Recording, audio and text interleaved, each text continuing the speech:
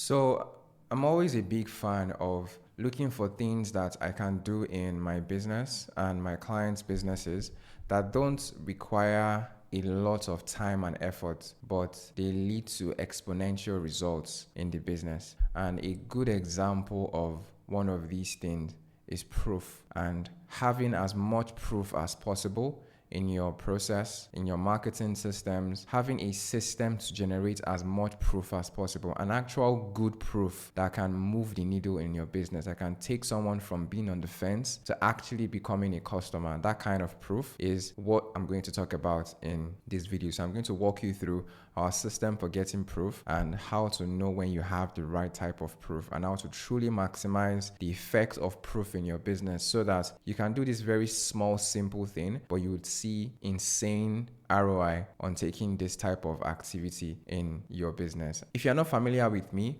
my name is OP, and I run a marketing company that we help coaches and consultants scale their business and sign their dream clients through virtual events. And we've signed thousands and thousands of clients for the clients that we work with, and we made them multiple seven figures in sales for their coaching business. I didn't truly understand how important proof was until very recently, where in a cold email campaign that I'm running, there's a campaign that I have right now that is crushing it. I'll put a screenshot somewhere on this video that shows you the data for the metrics, and then you pay attention to the one that says Loomless System version 3, I guess, or version 2. The one that has the highest positive replies is what you want to pay attention to.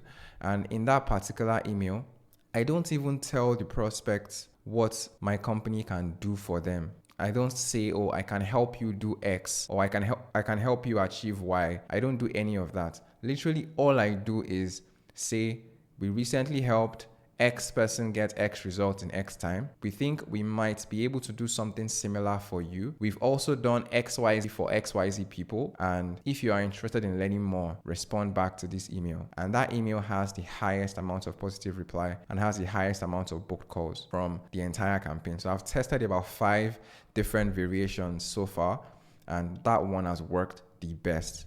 And that just shows you how important proof is in your business. So if you think about marketing is pretty much psychology when you think about it. All marketing is psychology. And proof has so many psychology effects that are in alignment with it. A good example is the halo effect. The halo effect is pretty much what makes people purchase things when celebrities recommend them. Because if they look up to someone and that person recommends something, they are more likely to trust that person's recommendation. What is that? Proof. Is also the herd effect. So the herd effect is people see people doing something, they want to do the same thing with them too as well. It's the exact same thing, and that is also proof. Because it's almost like a way for the brain to make a decision without having to think. And if you know anything about how the brain works, the brain always wants to use as little energy as possible when doing anything. So if you can find ways to shortcut the brain actually doing the work, to do the research on your brand, to do the research on your company by using proof or looking at case studies or looking at social proof, looking at testimonials, the brain will be able to make a decision much quicker. And that's exactly what your prospects want to do. So proof just has so many things going in its favor, and people don't just prioritize getting quality proof as much as possible, because there's proof and then there's quality proof. And I'm going to explain the difference right now. Now, most coaches have a system to collect proof of some sort, but it doesn't get them the right type of proof. For example, telling your customer to, hey, do you mind if you send me a video testimonial, is not good enough, because what you would find is they'll end up saying how amazing your program is, but they won't talk about the results or the transformation that they've achieved. And you want the proof that you put out there, the testimonials, the case studies, you want it to be about the transformation, about how someone went from where they were before to where they are now through your program. So if you want to do that, the best way we found to engineer that type of proof is by using case study interviews.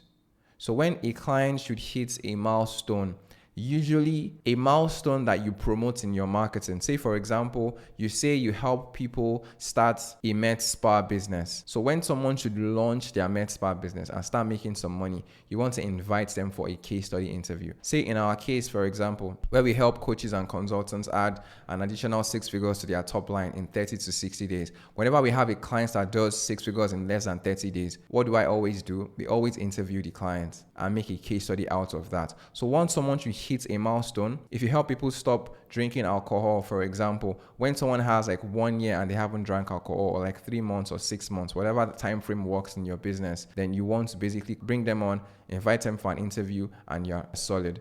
So when they hit that milestone, you want to invite them for an interview and you want to ask them questions that will bring out the transformation from them. So whenever someone is watching that video, they can truly see the transformational journey from where they were before to where they are now that they are working with you. So how the question would typically go, if you're wondering how the question should go, is you start by asking them where they were before they joined the program.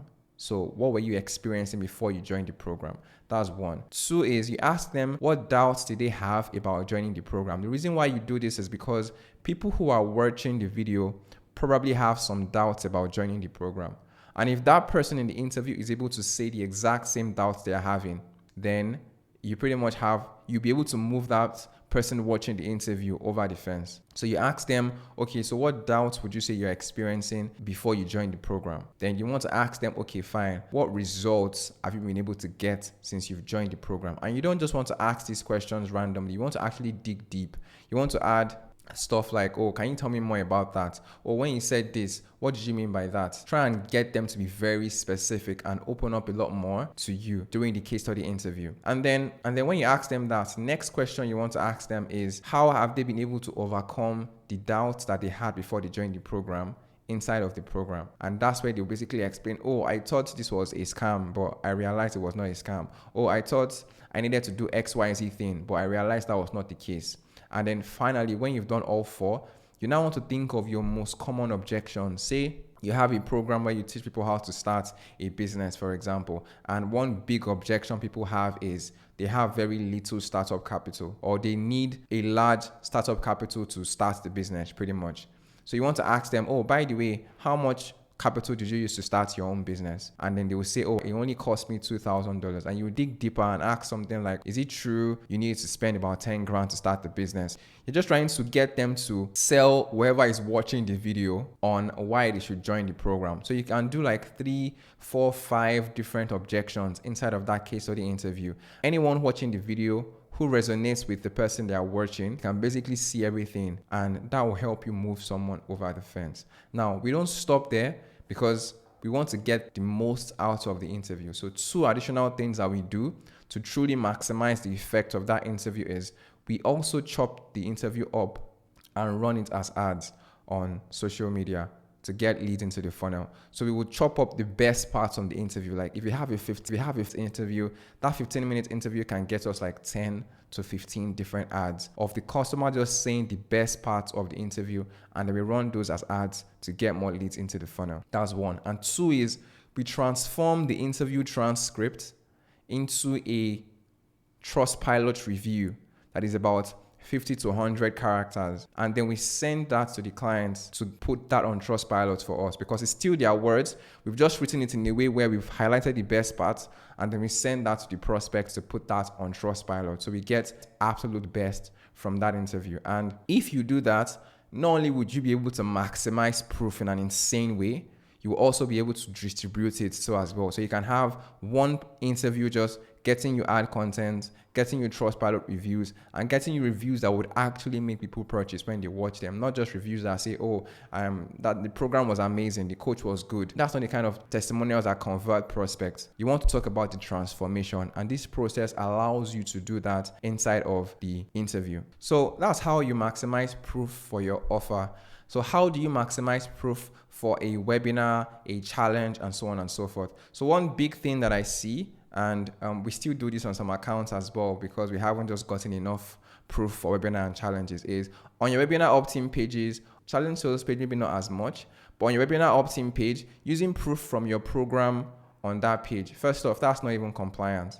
So you don't want to say, oh, these are the results people got from the webinar. You want to say something more general, like, oh, these are the results people have gotten from working with the founder. You don't want to like lie in your marketing pretty much, because that's not compliant. But if you want to maximize proof that actually came from those who attended the webinar, talking about their experience on the webinar or on the challenge, what you want to do is do a giveaway. And this is how we use it for our clients. We basically say something like, oh, at the end of today's session, you would have to put it on the community. So this only works if you have like a Facebook community of some sort. So put your biggest takeaway on the community, and then the next day or whenever, I would select one random person for a free gift card. So you say, oh, image gets you 1 point and video gets you 3 points. And then people go and put a bunch of case studies, a bunch of takeaways from the event, and then you basically just take that and you use that as your testimonials, pretty much. So that's how you can also get testimonials for your webinars, testimonials from your challenge, and so on and so forth. So this is the process that we use. This is literally the system that we use for all our clients to maximize proof. Of course, there's more nuance to it. So if you want us to actually implement something like this for your business, where you have an insane amount of proof just piling on in your business every single time, there's a link in the description that you can check out if you want. And that goes over how we can help you scale your online coaching business to 6 figures plus per month. If you love the video, you can hit the like button, subscribe, comment if you have any questions. And thank you so much for watching the video, and I'll see you in the next one. Peace.